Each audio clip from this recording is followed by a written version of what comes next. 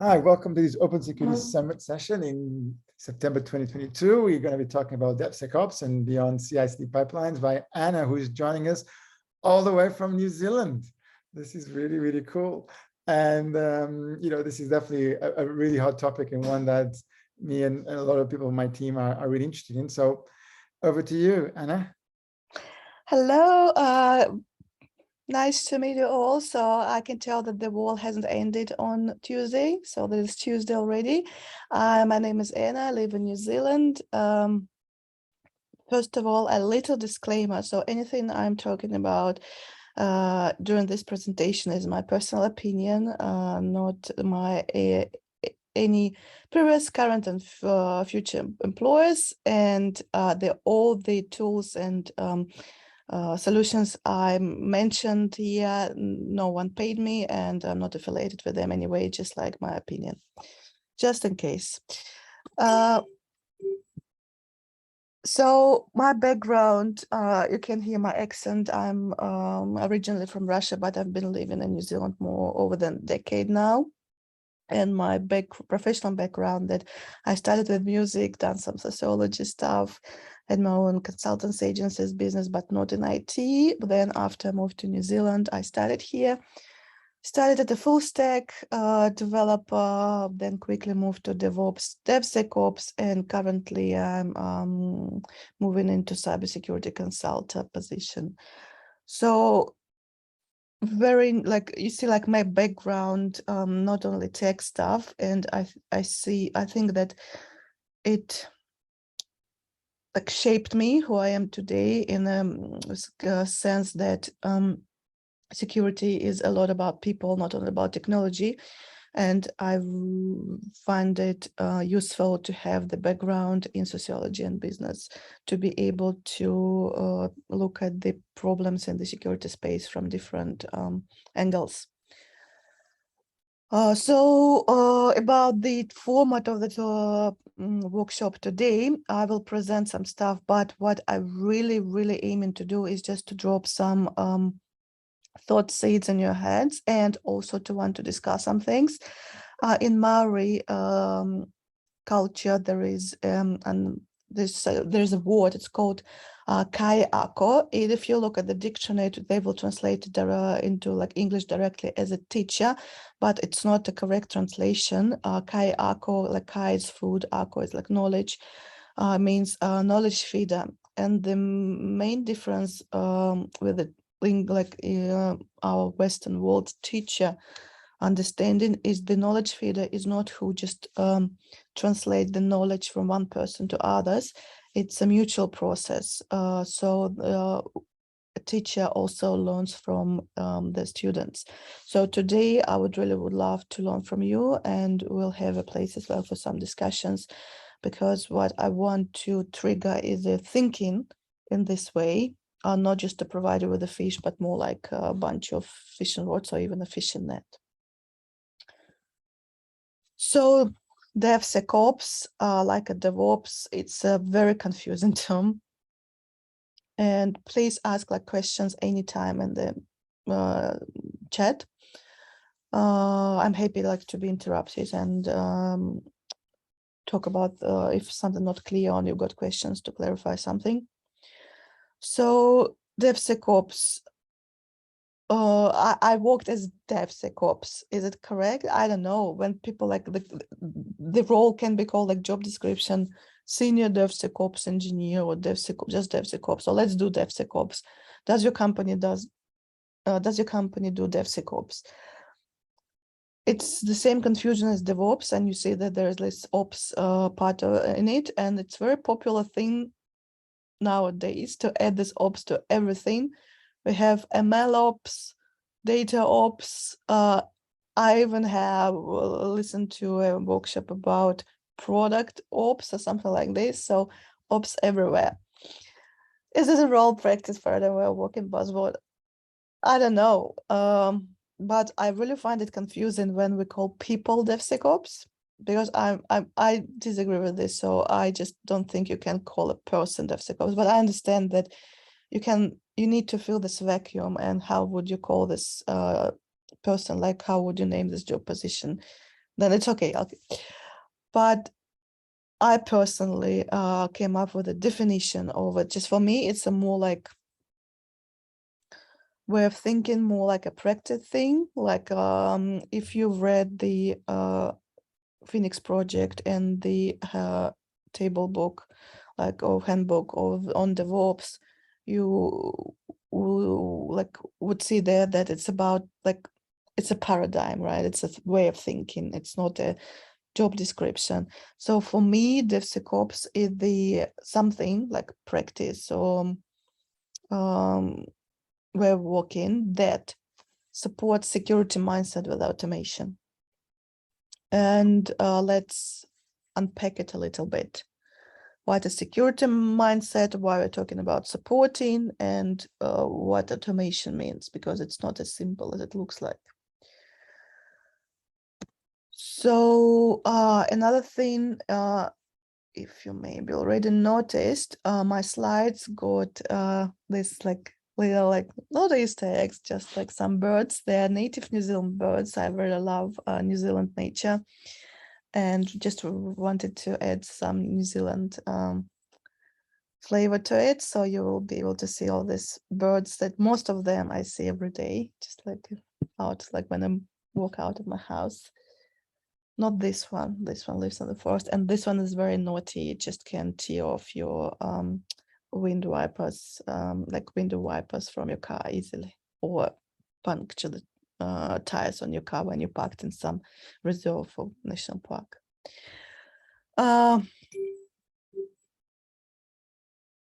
Mindset. So I will just touch a little bit what it means, but if you want to know more, I gave a talk almost a year ago at a WASP virtual AppSec conference. It's very easy to find if you just type into the YouTube search how to build a security mindset. I will be at the top of the search results. So it will talk more about security mindset and just in depth.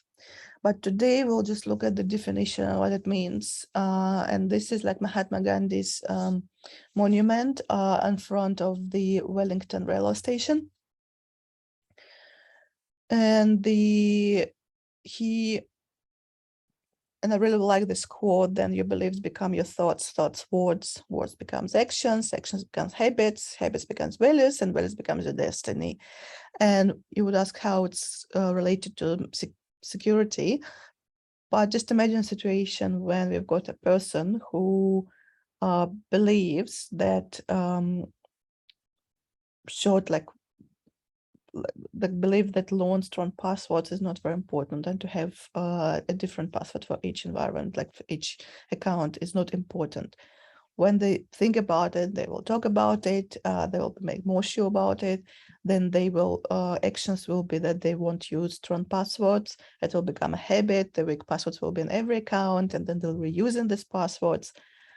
And then one day just will become the destiny if the password was hacked in some application, and then it was reused by like the hackers having access to the stolen password database. It just was used for some other account, and it will become a destiny. So something like this.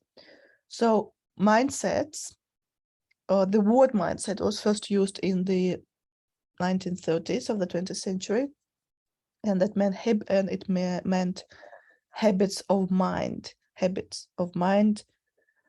formed by previous experience. In single terms, mindsets are deeply held beliefs, attitudes, and assumptions we create about who we are and how the world works. So I think it's really important to, like, if you think about it like a beliefs and habits and attitudes and how we see the world, then it just fits in like into this like security world easily, because most of the security breaches comes out from people mistakes that were based on some beliefs or attitudes or habits. So this is about mindset.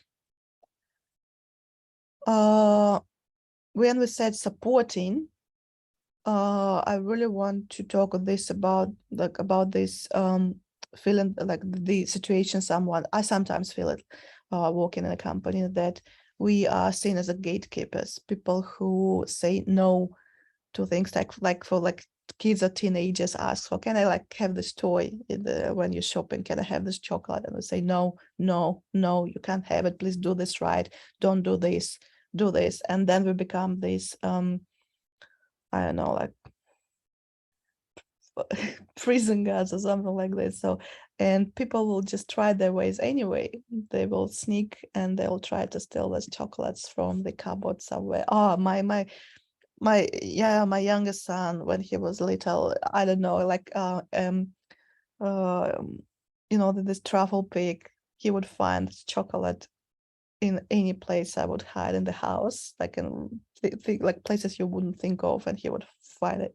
So people will find a way to go around your barriers, gates, and obstacles. And just they will. It means that we should stop thinking in the security area, and especially in the security part of the company, we should stop thinking about ourselves as the gatekeepers, as the rule observers, like a police. We should become enablers who enable the security mindset, that help people to create this, having healthy security habits, and have a good understanding of security, and this attitude, assumptions, to have more realistic assumptions about security. And our role is to enable them, to help them by creating the different solutions and provide them information, like being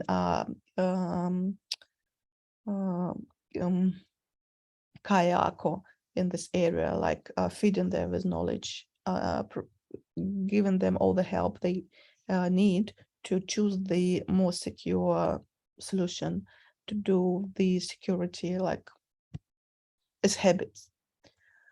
And we can help it, but it's not scalable when you are in an organization and a business. So it's definitely not scalable. Usually, I just listened to a talk recently, and there was some kind of statistic that they say that in a company for 100, like a big company, like a middle-sized company, for 100 engineers, they would have 10 DevOps people and 1 security person. So it's just for engineers, but the wider company will be more people, but they still also need help, need to be enabled with the security mindset. So it's not scalable if you're doing it manually. So automation is the key word here. And I just found this, it was interesting when I was trying to Google a definition of automation. It was all about machinery, and not much about technology and how we use automation now in our IT world. Yeah, it was interesting. So I tweaked this definition a little bit, that automation is the use of machines and technology to make processes run on their own with no human intervention. And that's what we'll have a look at, exactly what it means to have automation and what areas. And that's what I would like your collective mind just to think about the solutions and things what else can be invented in there. And I will share mine. That's a thing that I used, or thing that I thought and didn't have chance yet to try to use them. But before discussing solutions or how to enable people to be secure, think secure, and what automation tools we can use, let's talk about the shifting left and these steps and cycle of the not just development, but general development process. And we will look at where CI/CD is and why we're not talking about it today. So thanks so much for this, for Charlotte, who created this post in Auth0 when she was working there. And I really like their post about the DevSecOps, how they use DevSecOps in Auth0. And this post was done before They were acquired by Okta. But I think that they still do this stuff. So shift and left, same as in DevOps. Moving security to the left, but here I really want like just to use this diagram, like this chart steps as an example. It's not the only truth. They can be different steps and you can name them different in your company, but in general, we've got the center. When we talk about DevSecOps, most of the time when we hire to a company, we need a DevSecOps person who will help us to add this automated SaaS dust tests into our pipeline so we can use this. Okay, we'll scan images, we'll scan our library dependencies, and then we'll block our pipeline if anything's wrong. So this is center. And that's the part we are not talking about today. That's why it's beyond CI/CD pipelines. Why we're not talking about it today? Because there are plenty of material outside. There are plenty of talks, posts, and even books about it. And people, this is like something known already. And I'm glad that I see more and more companies utilizing this like DevSecOps, even in this cut version, but still people already understand like it's important to have the security testing embedded into deployment cycle. But as you can see on this picture, we've got a lot of stuff on the left and there's some stuff on the right. And before we deploy, we've got engineers who develops code, and before they develop, there's design that involves not only engineers but product people, designers, and all the things. And before that, we've got training, and we will talk a little about it, that it's not only the engineers but everyone in the company, because everyone having access to any resources in the company, the potential weak point for the breach. And we all talk about the right side, about hack and monitor, and I'm not exactly agree with the terminology in here. I wouldn't call it hack, but we'll see in detail what can be like what included in this step and monitoring too. So that's where the discussion part starts. And if please, I really expect you to write some input, have questions or something like this, because I'm really curious to hear your thoughts on this. Design, not design, why it's like develop. So when we move on the left side, we are in development. So this will happen just before any code goes to your Git. So like let's call GitHub just for short. You can use whatever you want, like GitLab, Bitbucket, or any source control, version control tool.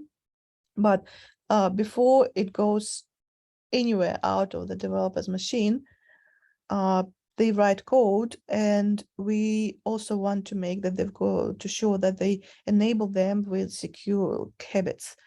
And if you apply this definition of DevSecOps to this area, like a definition is enable security mindset with automation.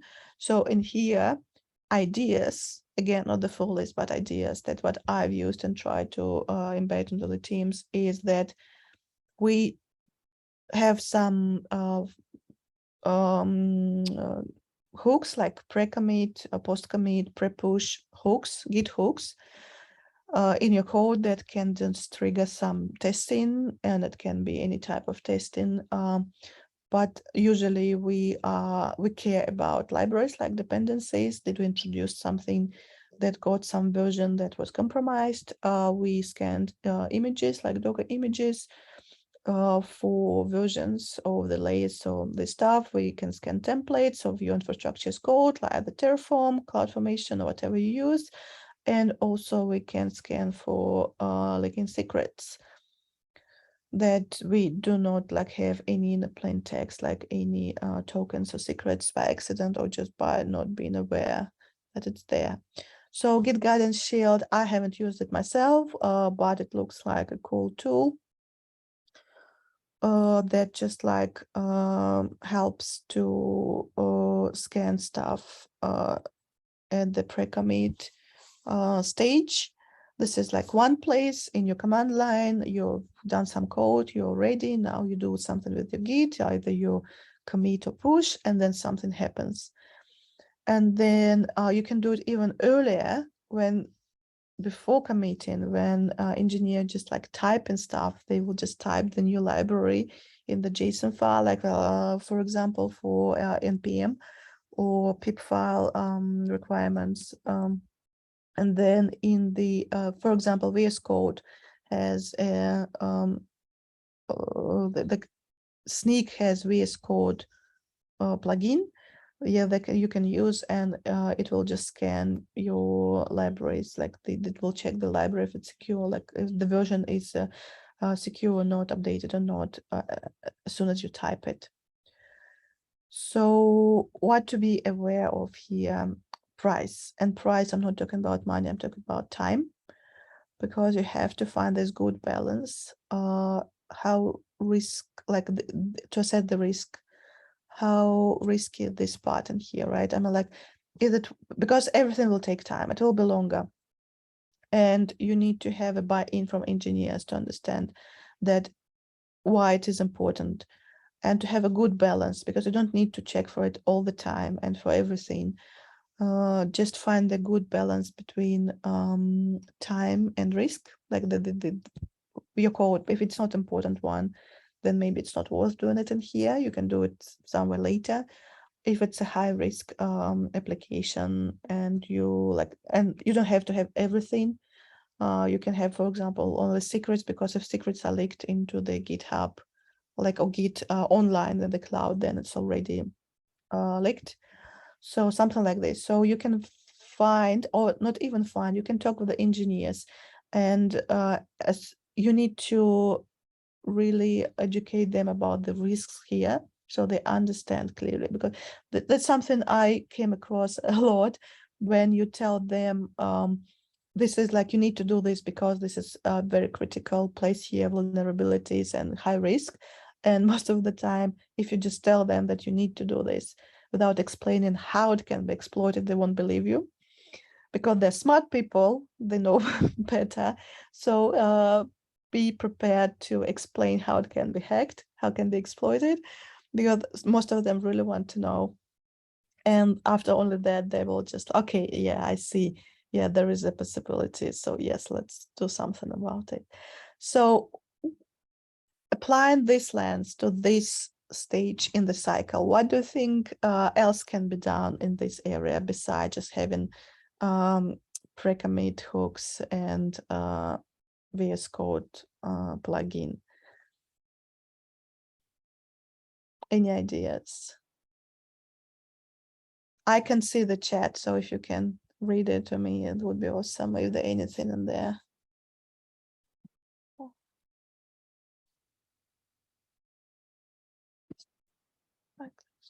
Share.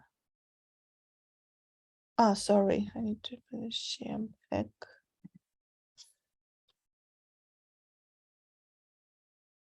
I'm just checking the chat. Give me a second. To escape. Now I can see the chat.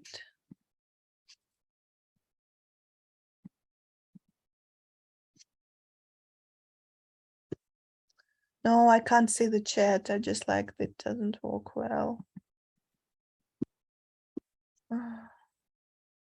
And I can't hear anyone. Nothing in the chat. Awesome. Okay, not awesome, but please, if you have any idea during the next part, then just just please express yourself, because I'm really, really curious to hear your thoughts on this. Okay, so let's move to the left more. So during the design phase, that's where the threat modeling steps in. And threat modeling is like, it's a cool thing that I recommend to have it in your company, whatever size you are. It just can be different depth, but as minimum, whenever you're building something, you should before during the design phase, like idea phase, definitely go through these 4 questions. What are we building? What can go wrong? What are we going to do about it? And after that, just how well did we do to evaluate it? And to automate these questions, to remind of them, what I did in one company, we had a template for stories, and you had an option in the template, like to have these questions. So the template for a story had these questions: what we're building, like what can go wrong. And that's the main question every engineer should ask themselves when they start working on the solution. Not even start coding, but when you're creating a feature, or let's add a new field to the table or something like this, and you're like a new field to a form. So what can go wrong? And that's the goal in here, to remind about this question and to trigger the thinking, like the kind of hacker thinking. What can go wrong? How it can be exploited? What we're aiding at? Are we aiding any like vulnerabilities? Do we increase risks? What we're doing? And I observed that most of the time, people outside of security field, they just don't think about it. This doesn't exist in their world, and it's not because they don't care. It's just that they don't have a habit. And that's why I like try to introduce, like when I talk to engineers and meetups and stuff, I always tell them that the main thing you need to change your habits around is just to always ask yourself this question: what can go wrong? And to help them to acquire this habit and to remind about it, we can add, we just can add this question to the Jira template.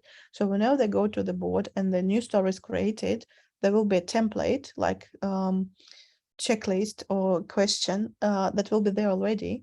And that's what the automation means, not only to have pipelines or scripts, also to use other tools like Jira, for example, or any story like management tool you use. And this will create this habit of thinking, yes, I'm doing this, but what can go wrong?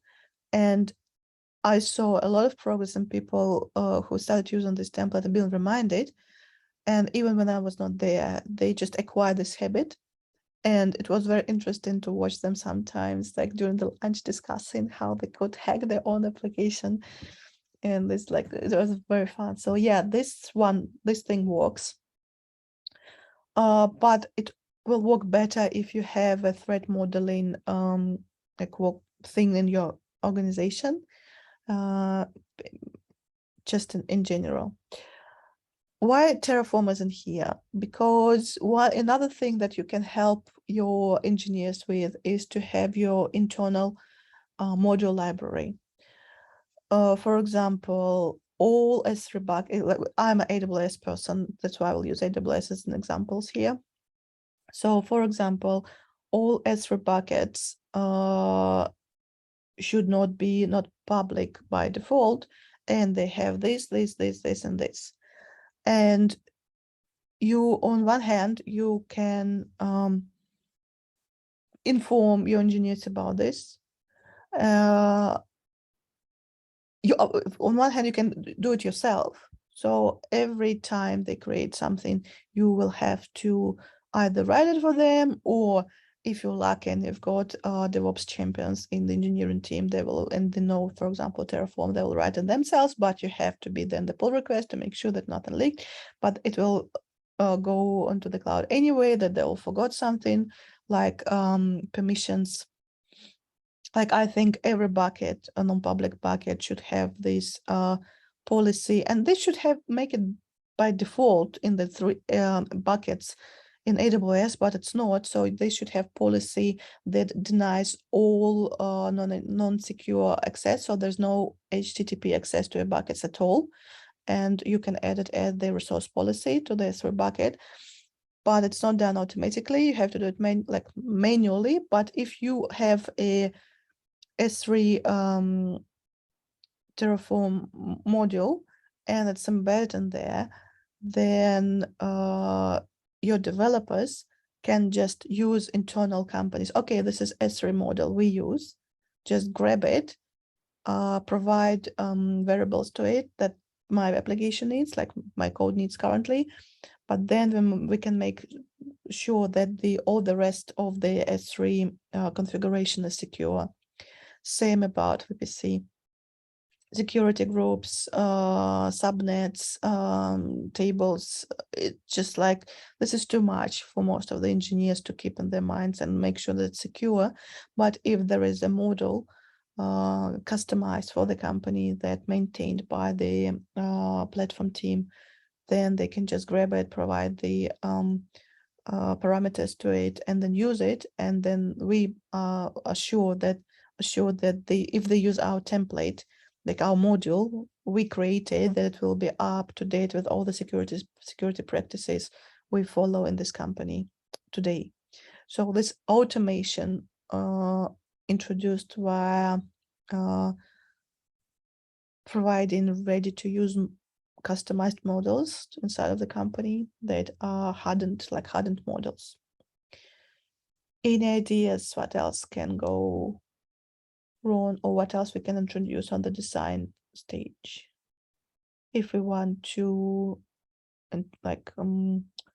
enable people to think securely, and it can be automated. Oh, I see chat now. What's going on? I can see the chat now. Amazing. Suddenly. Nothing in the chat. Okay. Then we will continue. Any questions?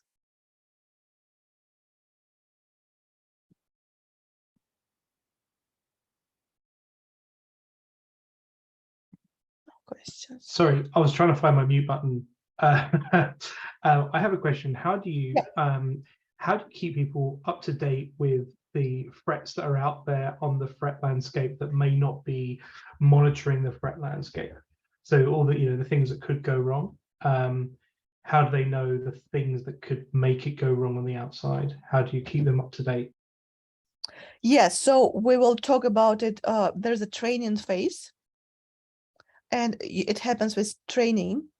And we will just, I think we're moving after this one. Yep. So we can talk about it here.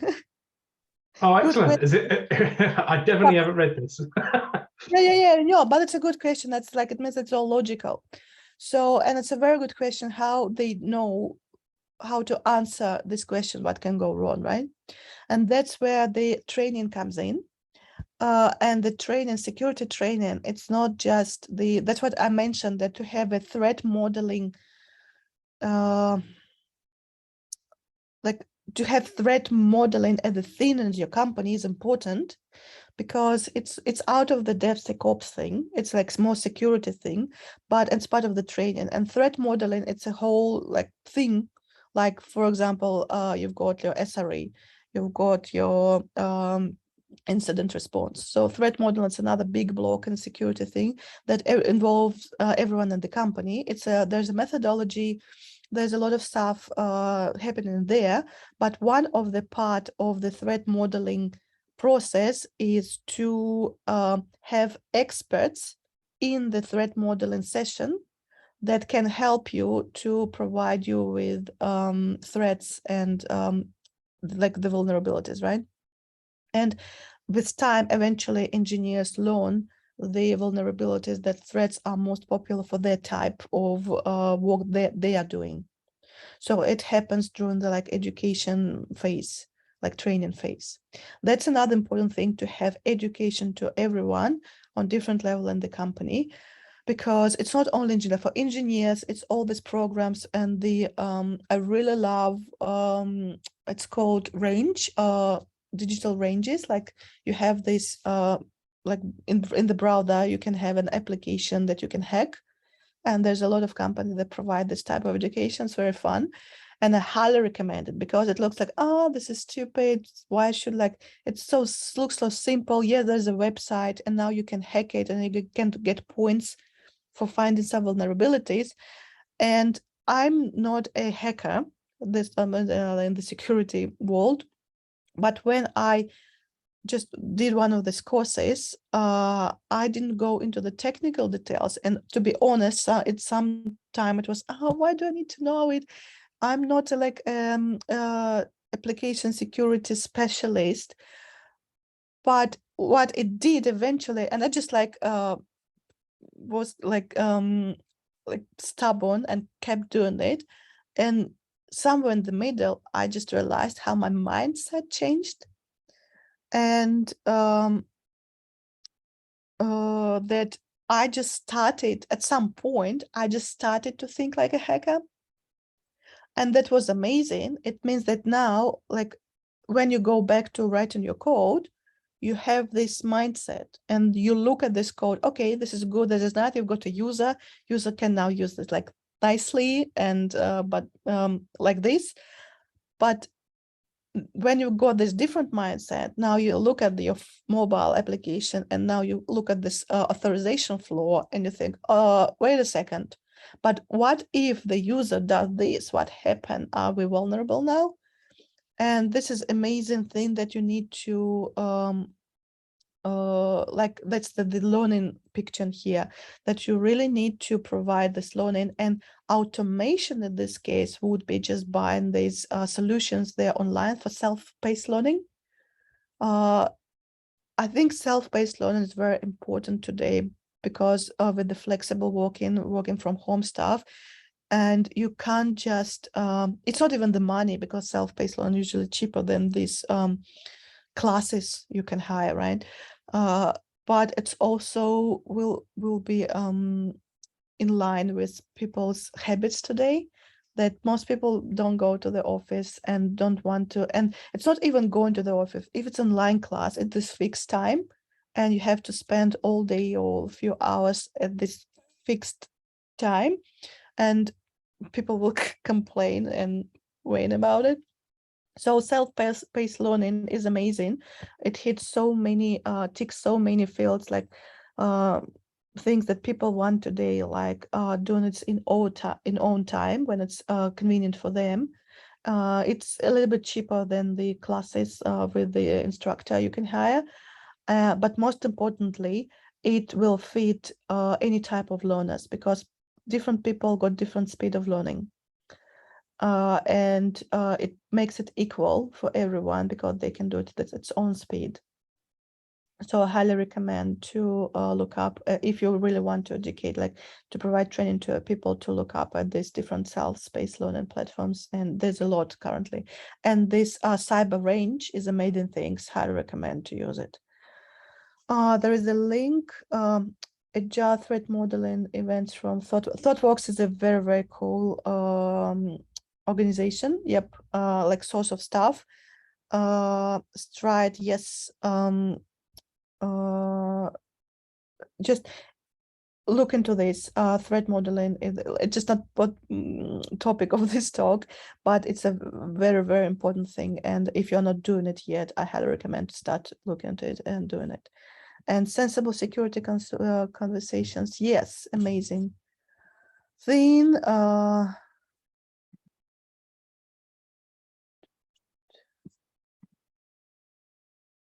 yeah, can you see my slides, right? Because there was something. And I lost the chat. No, it's here. Awesome. What other like training? What training can look like? How else can how it look like? Code reviews. It's amazing when you just like don't just fix things for people, show them how to fix it, and then they need to type the fix themselves. That's how they learn. There's the muscle memory, like I call it keyboard memory, and the conversations happening around it. But how to get there, how to get the code reviews, how to automate it. People usually add, like one of the solutions could be just add a person, but the issues with this, first of all, the engineer who is creating code review needs to remember that there is a security person that they need to add. Secondly, they need to know the name oh, who's doing security? Who should I ask for? And then they can hesitate. I'm not sure, they're always busy and they don't have time and all this stuff. So if you can add just automatic reviewers and it doesn't have to be everything, it can be only some like repositories, and you can just configure it more precisely. But if you have a robot user for your DevSecOps team or platform team or security team, whoever is in charge of the this area in your company, then you can just have this robot user that will email to the group, and the group will be a security group, and whoever is free right now, they will have a look. It means people don't need to know the name, and they need to worry about it and don't think about it. So that's another automation you can add. And that's where the like training happens. It's not just like, it's not gatekeeping, it's enabling.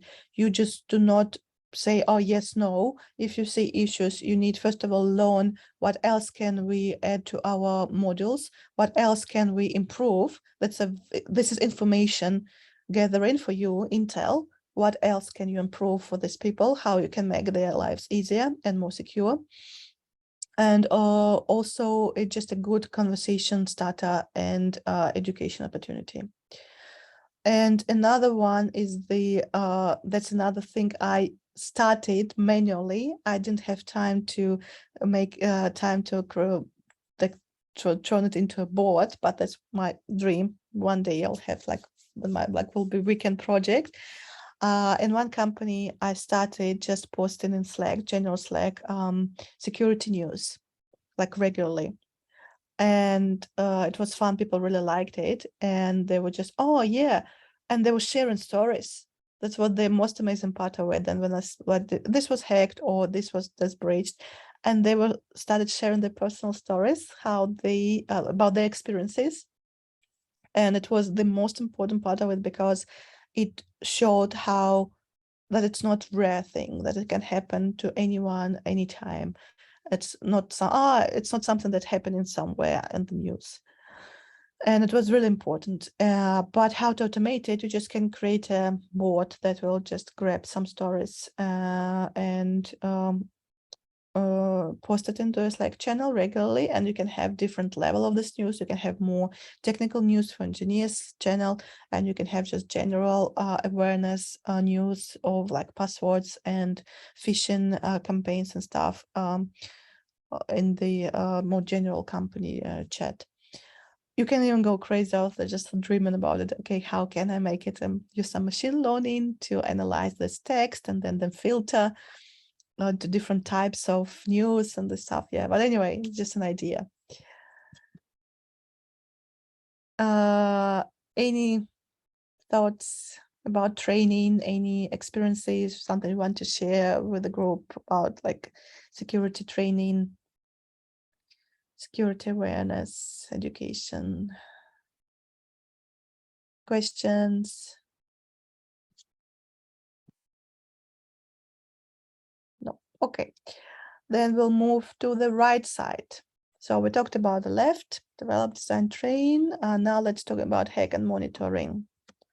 So again, I'll repeat that hack, I not exactly agree with the word, but just I didn't decide not to change the picture. It was a really nice, ready to use picture. But what can we do here and where it is on the right? On the right is after we deploy to production, coded there, but now you've got your information system. And again, in the AWS example, and I've worked or have worked only for tech companies, so meant that and cloud native. Not only when I worked for the bank, there was some cloud stuff and not native, but after the bank, it was only cloud native companies. So the whole information system is in the cloud. And when we deploy to production, now you've got the system to look after. And I was in charge of building, configuring, and maintaining everything that outside of we deployed the code. It works, yeah, but now we've got all of these networks and accesses, API, gateway, buckets, cloud front and all the things. So what you can do in there to, and we'll talk about monitor because monitor is obvious, but what is hacking about? Hacking about is sometimes you want just to test your system before someone else malicious tests it and try to breach into there. We usually do this, we don't do this like the very high scale penetration testing. We do this from time to time, like when we are required by our clients or we launch a new product. So we just hire people to do this, like, and it's okay, but it's still nice to have something that is regular, automated, and just will check for really stupid things. Prola is the tool I've used and used for a lot of security companies, and it's a very nice thing. You can configure it to be as light as you want, and you can just automate it. You can host it inside of your cloud to run stuff, but maybe it's not a wide thing. You maybe host it like create a new different organization, so you can pretend that you're outside of your system. And it's just nice, tiny, like it can be as tiny as you want and can be as big as you want, but you can automate like checking like your configuration and stuff from time to time, like on schedule, for example, or after release or whatever, depending on your requirements. Also, you can have other hacking things. Here, there is just one example, just to understand the type of things I'm talking about. So there is a vulnerability that I think still exists in AWS, error messages, that when you have a cloud front some behavior to serve some content from an S3 bucket, especially if it's a web hosting in S3 bucket, then if you created this behavior or like distribution, or even just the behavior in the distribution, and that calls fetches some files from the S3, some web like client from S3 and sends it back to the user. If the bucket is deleted, then it will try to find the bucket and it will return the error of a non-existent bucket. If you've got malicious actors just scanning everything, like every possible port, like an URL and behavior on your domain, then if they come over this one, they'll receive this that the bucket doesn't exist and there's a name of the bucket too.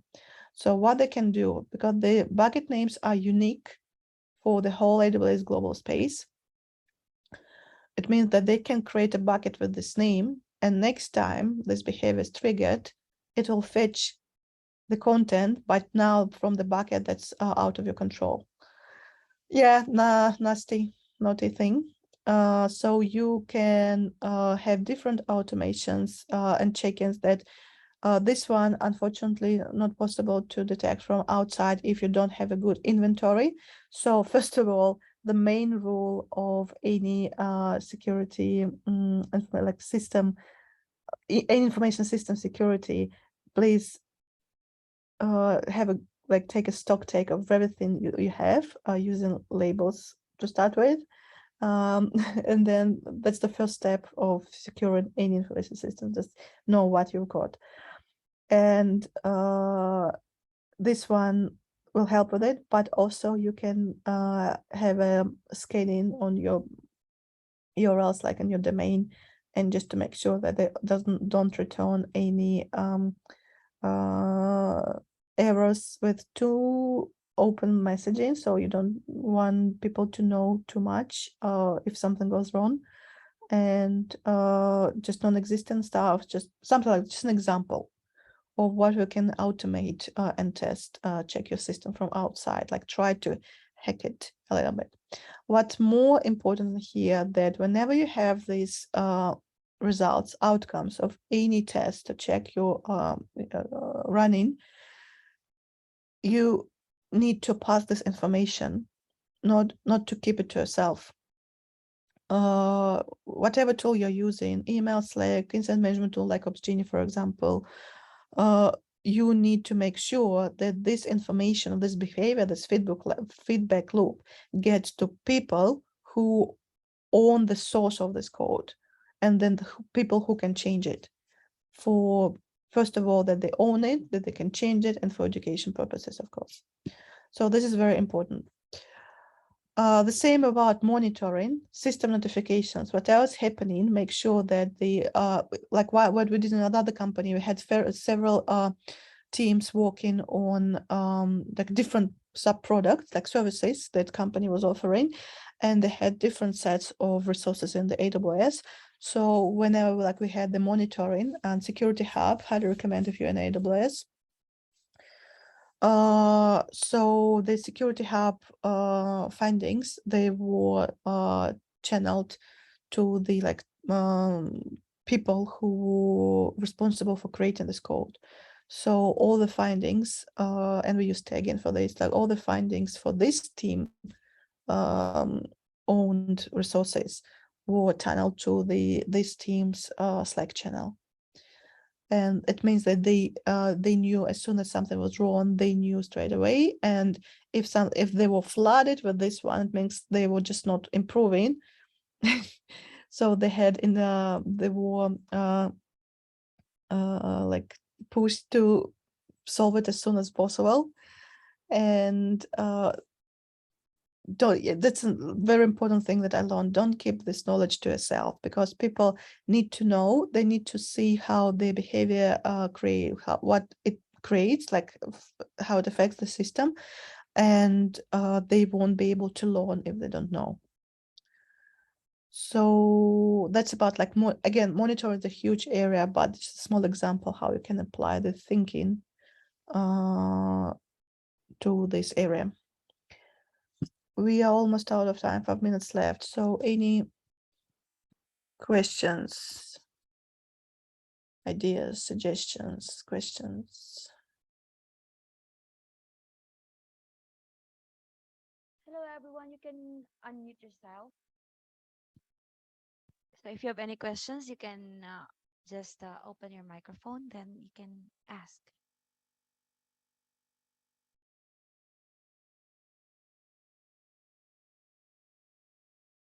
So when there is silence, and I teach at the university too, the information security course, that if there's silence, it means it's either all is well explained, or and everything is just clear, or nothing is clear. So I hope it's the formal one. It was a Hi, good hi, Anna. Hello. Hi, Anna. Hi, thanks very much for the presentation. Very interesting. It's an area I'm personally very interested in, and actually introduced in previous companies, more from the management point of view, because I left my software engineering habits behind me a long time ago now.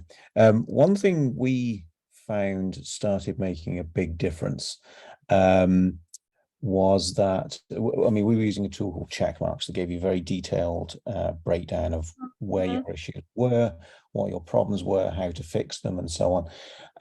We introduced a rule where when something failed Checkmarks scan, there was a small group had to discuss it. So the original coder and then a reviewer went through and kind of figured out what had been done wrong and tried to learn from it.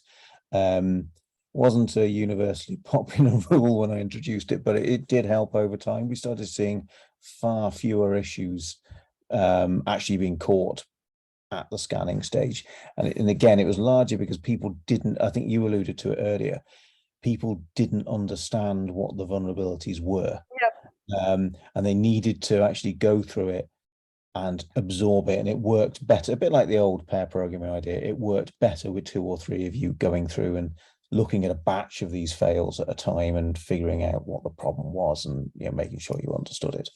So that was one interesting learning that I had. Yeah. I don't know whether you come across a similar situation where it's trying to get through to people what the problem is. So they're not just mechanically fixing it, they're actually thinking about why it was a problem. Exactly. Yes, yes. So you just reminded me, I didn't put it in here because it's not automation, it's not DevSecOps stuff, but I was reading about, it's very cool book about rituals for engineers. I don't remember, like, if you just Google it, it's a cartoons, and they're like this comics book about rituals for engineering teams.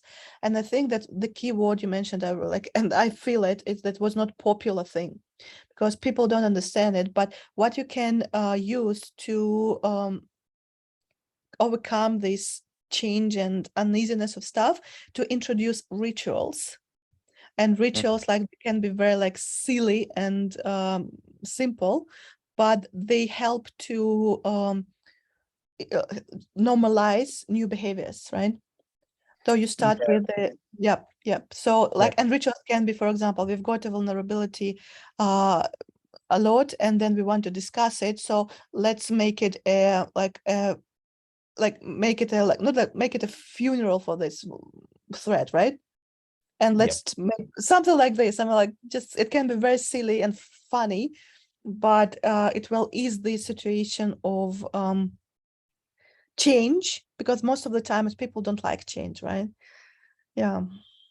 So change and effort. We used to try. I used to try and encourage them to talk about it in retrospectives as well. That one was a little harder because I was in charge. I kind of kept out of the retrospective, so there were a few hints about what I thought that might be issues worth discussing, but I left it alone if they didn't talk about them. But yeah, again, it was that. I think you alluded to habits earlier as well. It was that sort of nudging people enough until they get into the habit, and once they've learned the utility of it and why it's being done, then it becomes largely self-sustaining.